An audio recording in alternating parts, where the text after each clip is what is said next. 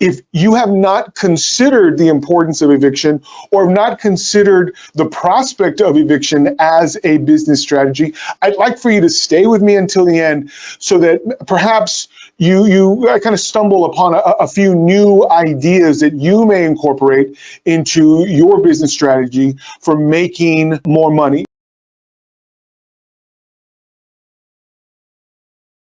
It makes perfect sense that if we have better tenants, we're likelier to generate more revenue, and more revenue is always better for business.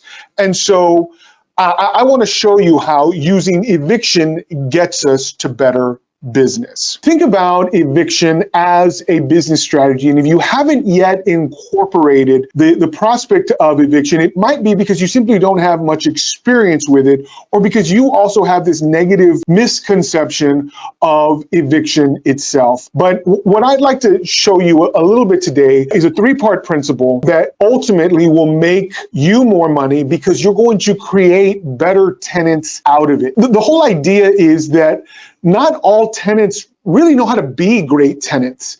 And some of them have to go through a molding process where you, as the landlord, establish what your expectations are. And so by doing this, you can actually assist a so-so tenant into becoming a great tenant, or a bad tenant into becoming a tolerable tenant. By doing these three things, it always leads to better business. The first is to anticipate. And so if you are at the beginning of your process, thinking about in what ways can I use kind of the idea, the concept of eviction as a way to prevent problems, you're going to find that many of the struggles that unsuspecting landlords who have not gone through this process, that these landlords are facing trouble that could be avoided by simply anticipating that trouble will come. As with other various things that have to do with, having a multifamily or a single family business where you are leasing property to tenants, you know that repairs are inevitable, you know that conflict is inevitable, and sometimes non-payment of rent is inevitable to some degree. If you can get ahead of it before it happens and anticipate it and make a plan for it, I guarantee you will be better off. The next thing that I want to talk about has to do with enforcement. You've got an extremely powerful tool in your residential lease. It's got all sorts of rights and duties and obligations, both to you, but also to your tenant. But if you don't know how to use your lease, you're going to lose your money. By knowing how to use that very powerful tool, you can duplicate good things and make more money in the long run. Many landlords get into this bad habit. It's a slippery slope. I'm just going to let this slide, and I'm going to let this slide, and I'm going to let this slide because I want to be a nice landlord. One thing that I want you to learn out of the enforcement of your lease is that it has nothing to do with being nice or mean or good or bad. It simply has to do with being fair. And the whole idea with a lease agreement is you offer something of value, your house, to somebody else who exchanges that value for money. And if one of you is not fairly coming to the table, then there's a problem, and the other should act in a way that enforces that agreement. Certainly, if all of a sudden your property lacks habitability because something went wrong, it's natural to expect the tenant to demand some kind of repair. The same should be true of landlords demanding that their tenants follow through. In order to be the most effective with your lease, you need to know how to enforce its terms. And finally, we're going to talk about how to recover from a bad situation. Again, problems will occur, and sometimes that solution is eviction. How do you make money even when you have to evict? Can you recover, or is it that terrible thing that everyone tries to avoid because it'll shut you down? I promise you, it is not. And recovery might not be as bad as you think. Yes, we know that eviction works, and we know that ultimately, if you evict, you will recover possession of your property. But what if you never had to? What if instead you could make better tenants that would never require you to file an eviction. That's a big deal. And naturally, that's something that all of you would love. Never, ever, ever to have to file an eviction, to know how to do it, to be ready if necessary, but to never have to do it. Here's how we're going to get there. There are a number of things you can do to anticipate problems. Before you sign the lease, you need a screen. If you're not screening everyone, then you're already setting yourself back. The whole idea of stellar screening and going about putting the best possible tenant in place is this whole idea of prevention. If you can anticipate that a person with terrible credit or a terrible rental history or a deep criminal past is going potentially to be a problem, then that could spare you from certain kinds of problems that you may encounter from someone who already has a checkered past. Good screening will inevitably make money. The next step is having a good lease. And if you don't have a rock solid lease, I strongly encourage you to start shopping for one. A good landlord attorney can get that for you. There are multiple associations where you can get that. You might even get one from Lifestyles Unlimited. But having a rock solid lease is only half of the formula. You need to know what's in it. Too many landlords have actually never really read their lease, or if they have, there's certain parts of it they just don't understand. And if that's you, I strongly encourage you to speak to someone who can explain it to you in plain English so you know how to, in the next step, enforce that lease. I always tell landlords that they need to have a sit down with their prospective tenants before they ever hand over keys to the unit. This talk can be invaluable because you can discuss default. What happens if rent's a couple of days late? What happens if I show up with a dog when my lease prohibits it? What happens if someone moves in who is otherwise unauthorized under the terms of the current lease? If you already anticipate that if these things can happen, then I have a plan for them. You can share that plan with your prospective tenant and hopefully prevent an unauthorized occupant or an illegal pet or late payment at all, because they know if any of these things happen, you're going to get ahead of it and you're going to send notice. And finally, before the lease starts, you need to have some great house rules. Now, everybody's house rules are going to be a little different depending on where you are in the state of Texas or the country at large. You know, different things happen at different times of the year that make certain requirements specific to your property absolutely necessary. Maybe you have certain equipment on your property that you simply want your tenant to be completely hands-off with. Maybe there are HOA restrictions that you need to make them particularly knowledgeable of because you've been cited in the past. Or maybe there's something about the property because multiple people are going to be interacting and you want all of your tenants to get along. Your house rules or your community rules are one great way to anticipate problems and to prevent them by having a plan in place before the lease begins. If you're going to make any money, it's going to be from the collection of rent. But don't be sloppy with it. Too many landlords don't have a good mechanism in place for maintaining a good rent ledger.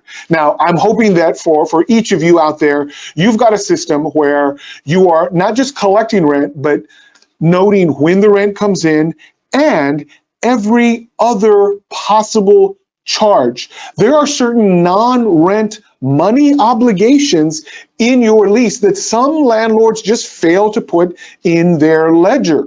And if you're doing this, you're cutting yourself off at the knees. You want to make sure that you've got an accurate ledger that reflects every single penny that's owed and when each of these is paid. Too many landlords come to me and say, well, they didn't pay 3 months ago, and then 5 months back, there were some late fees.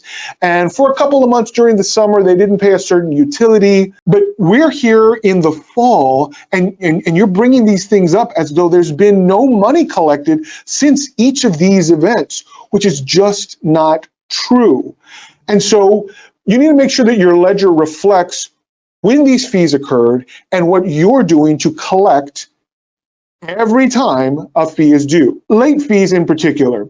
If you're not enforcing late fees, you're doing two things poorly.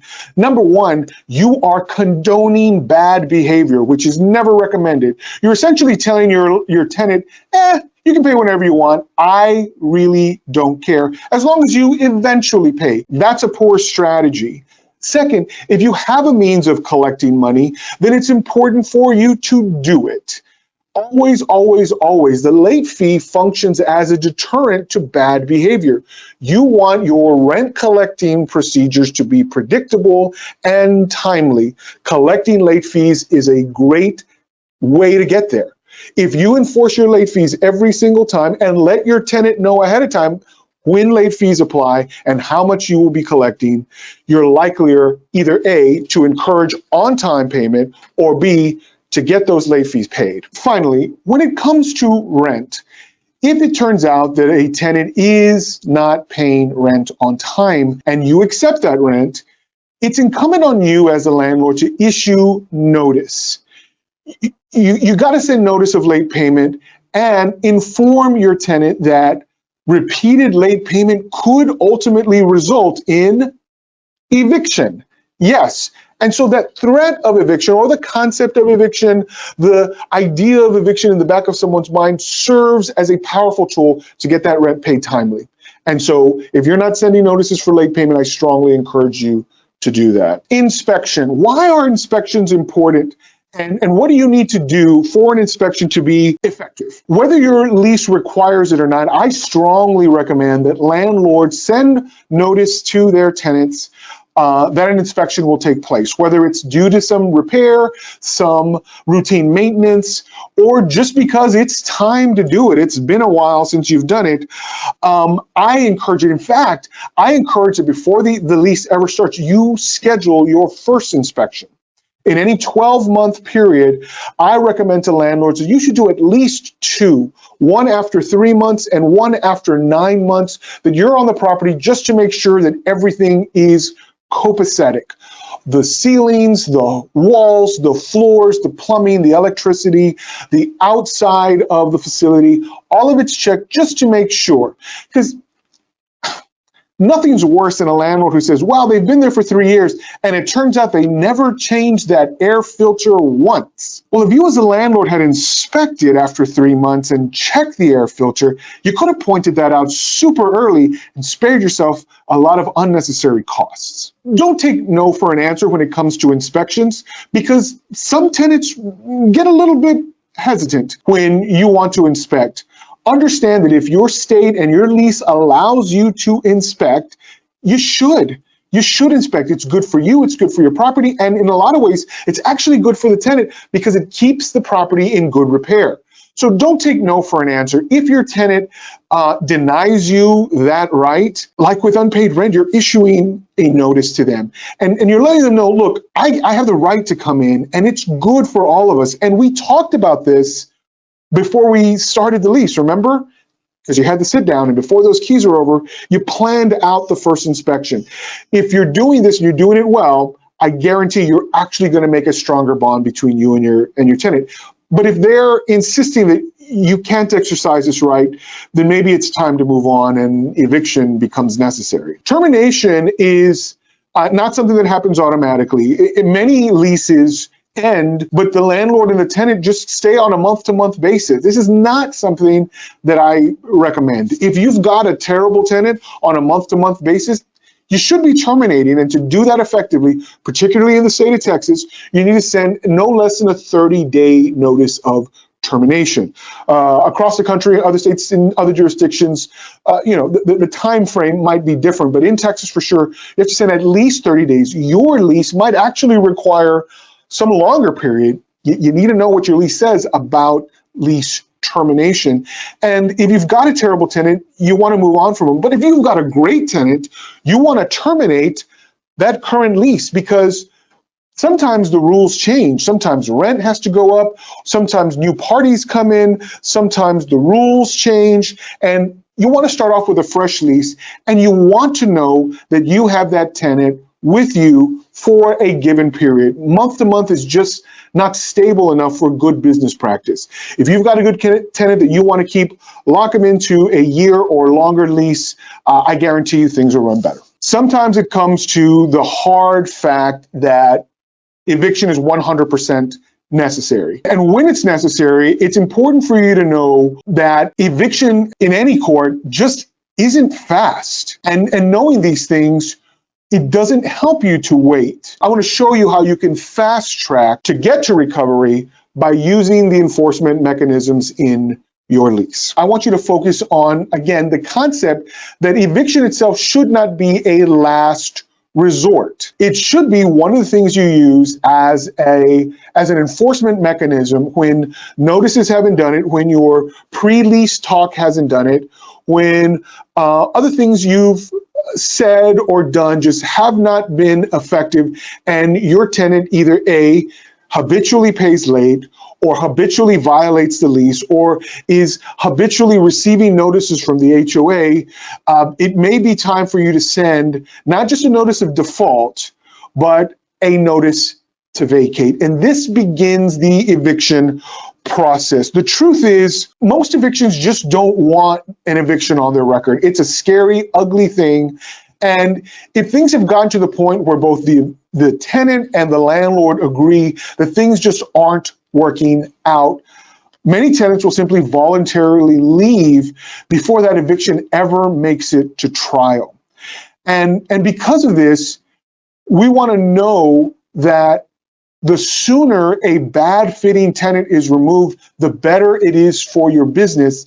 Then that means you need to send a notice to vacate sooner in the process than you probably have done in the past, especially if you don't have any history with eviction, or when exactly to issue a notice to vacate. I like to talk about the 7-day rule when I'm talking to landlords about non-payment. In my 7-day rule, if the landlord hasn't received the full amount of unpaid rent, you got to issue a notice to vacate at that time.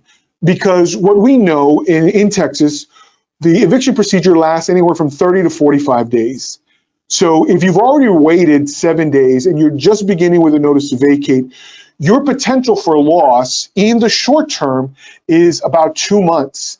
And if you only have 1 month of security deposit, you stand to lose 30 days worth of revenue, not to mention the amount of time it'll take to find a replacement tenant. So beginning after 7 days makes a lot of sense. For any of you who are thinking that's way, way too fast, I want to pose the following.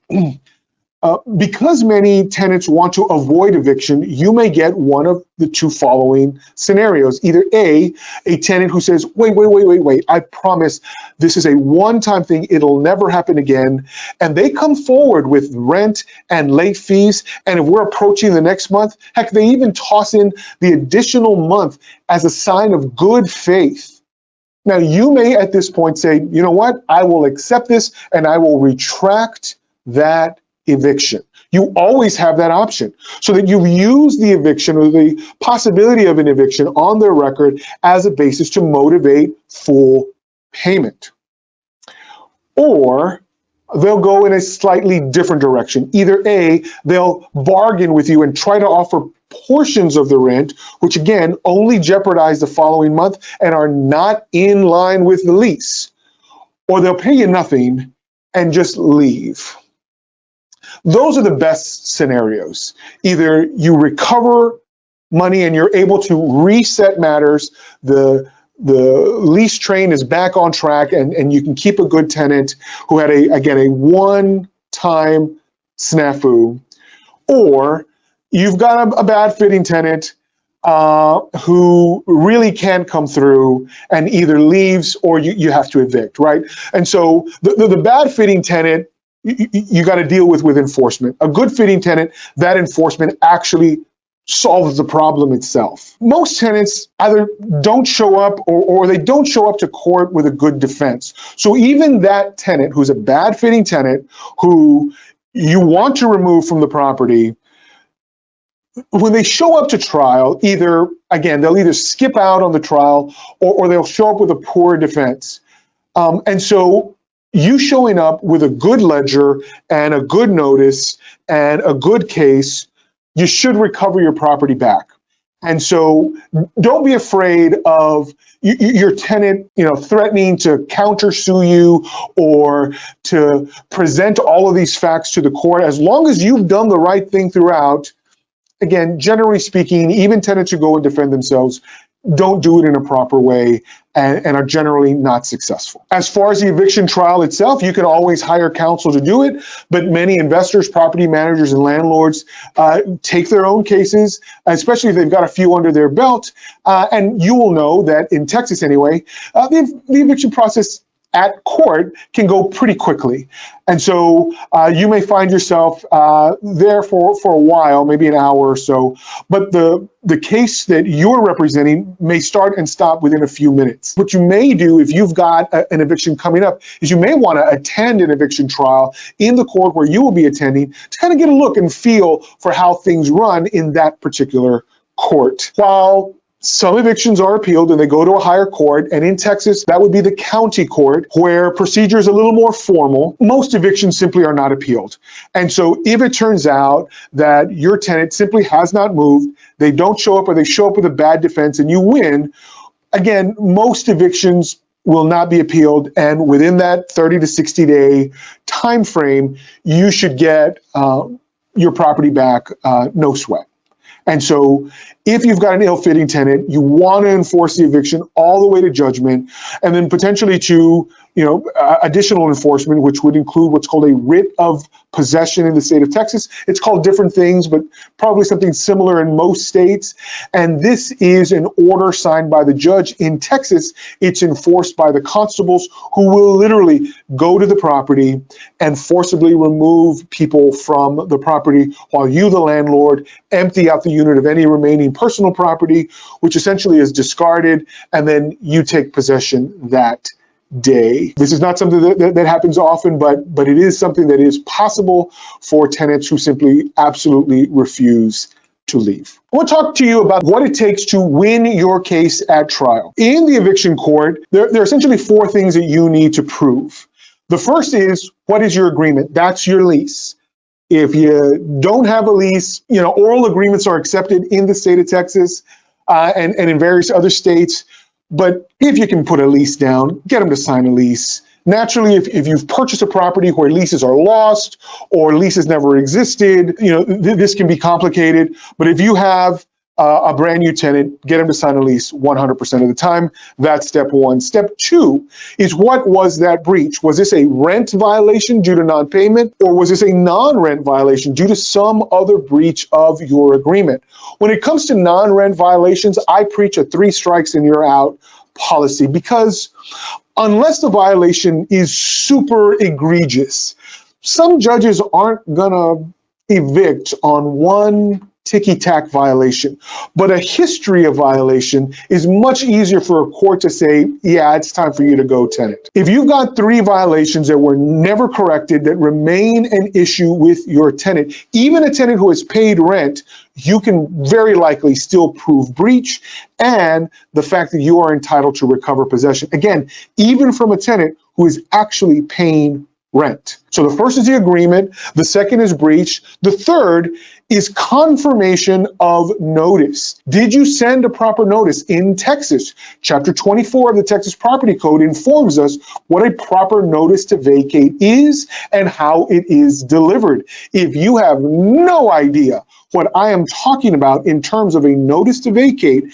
as a precursor to eviction, you need to talk to somebody, a landlord attorney, or someone with experience in eviction law to illustrate to you and explain to you the absolute importance of a proper notice, both in form, what does it say in the notice, and in delivery. Finally, what are your damages?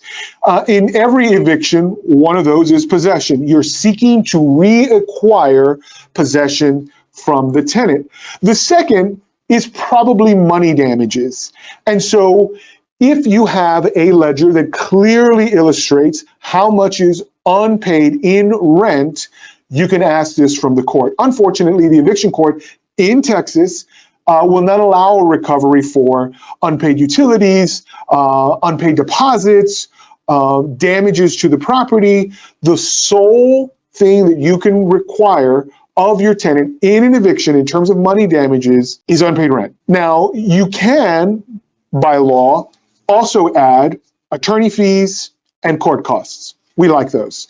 So if you're suing, you can ask for possession, unpaid rent, attorney fees, and court costs. These comprise your damages. Make sure that when you're presenting your case, you're able to explain each of these to the court. Now, unfortunately, just as easy as it is to win an eviction, it's pretty easy to lose it too. It's unfortunate, but sometimes a landlord, particularly one who is not familiar with the eviction process, sometimes misrepresents the elements of a written agreement or misunderstands how to present these to the court. One easy one is the following. In the state of Texas, if you have a lease that multiple tenants have signed and these multiple tenants remain on the property, it doesn't make sense to sue just one of them.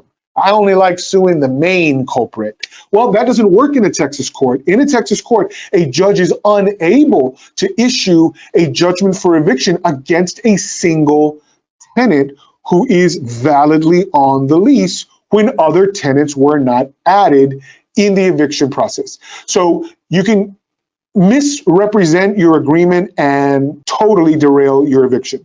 Don't do that. Next, you have no evidence of breach. If you've got a terrible ledger or no ledger at all, that might be hard to prove, especially if the tenant shows up with all sorts of money orders or witnesses or text messages from you or some other evidence that amounts to a stronger argument than you to establish whatever breach you're trying to prove.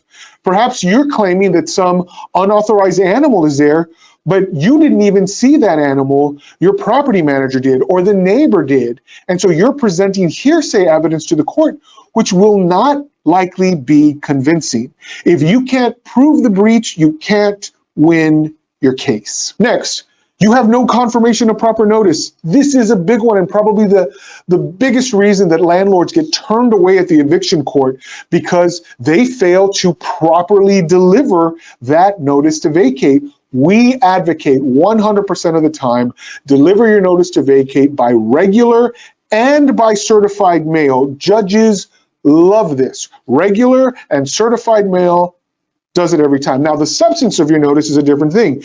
If the substance of your notice, whatever you have in the document, is itself improper, that could also defeat your case. You're going to want to talk to somebody with experience to make sure you've got a proper notice to deliver to each of your tenants whenever you are beginning the eviction process. Finally, you're unable to establish damages. You can't prove that you were, denied rent, or that the tenant didn't mow the grass when you told them 15 times, or that they have an unauthorized occupant, because you have no evidence or because they have better evidence. If you can't prove your damages, you may not be entitled to possession, or you may not even be entitled to unpaid rent because of your lack of evidence. Cases fall because landlords show up unprepared. Just like anticipating that problems happen in a tenancy, you can anticipate that problems can happen in the courtroom as well.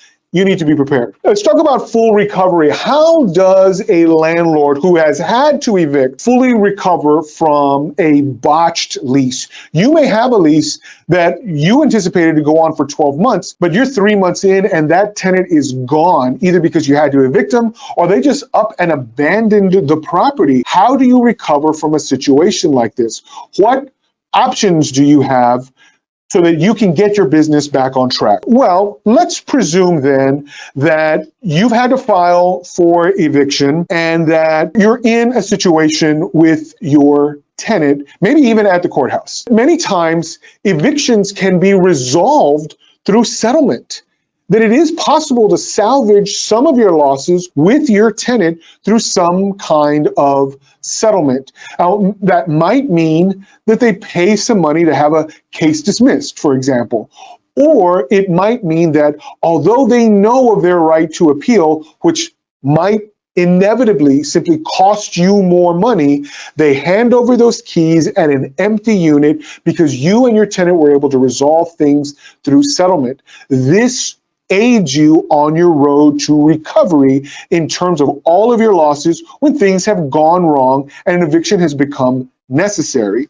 Additionally, when you've won an eviction, let's say you've had no luck making some kind of agreement with your tenant and they have made no indication that they're interested in any way to pay you the money that they owe you. But you've got this eviction judgment. Maybe you've got a few of them from evictions you've done over the past, but don't really know how to collect. Well, I can tell you that in my practice over the last 13 years, I've seen few results from collection agencies who go out and harass people to pay old debts. But if you've got a judgment, you may be able to turn it into a judgment lien.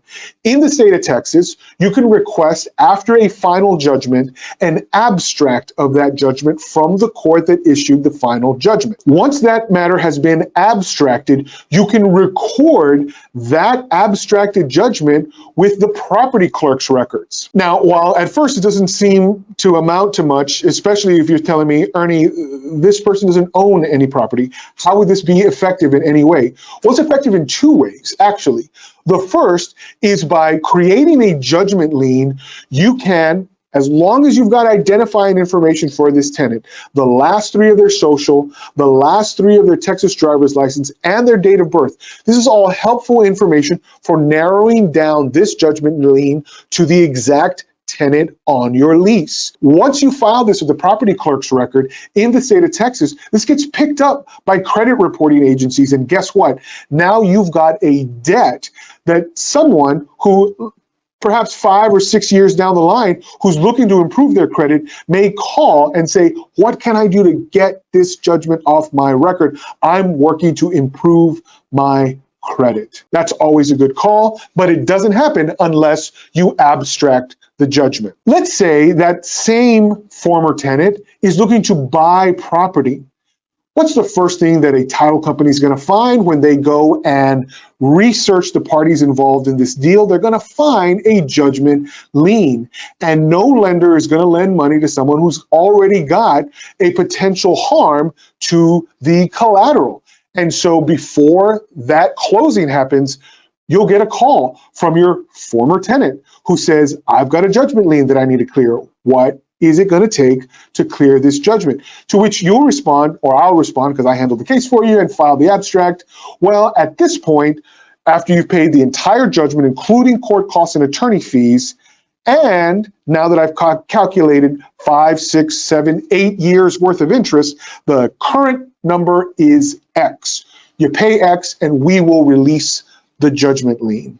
And that's how that works. Now, this is not a 100% of the time always work strategy. But again, if you want to get a judgment lien on your former tenant's credit history and you want to reserve this judgment lien for a future date when your former tenant might be buying real estate, this is where you potentially can recover the full value of your judgment. One of the elements of an eviction appeal is often either A, the tenant has to pay a bond to get to the appeal, or B, they agree in the state of Texas to pay a rental amount into the court's registry. In the state of Texas, there is a method of appeal that requires the tenant to deposit 1 month's rent into the registry to begin the appeal process, and then every subsequent month, rent is paid into the court's registry. If that's the case for you, and now you've won that case on appeal, guess what? You have money waiting for you in the court's registry that you have access to. If you don't know how to get access to it, talk to a landlord attorney. We can file the proper motion to get the court to issue those funds directly to you. And then finally, every success that you gather along the way in an eviction or leading to eviction or after eviction only makes you a better landlord. It helps you better anticipate. It helps you know how best to enforce. And with this knowledge, you're likely to recover more faster. And you use each of these things, guess what? To make better tenants. As you, the landlord, become better at what you do, you can mold and shape your tenants by screening out tenants that you know will not fit that mold, or by training tenants to get to the end that you are the most interested in. You will eventually get to the point of victory, where things get so much easier, revenues get higher, and your interaction with your tenants is much more positive. I guarantee that eviction is not the ugly thing that it kind of seems it is. Instead, it's a tool that you can use over and over and over again to make you a better landlord, and essentially each of your tenants better tenants, because you've used these methods effectively.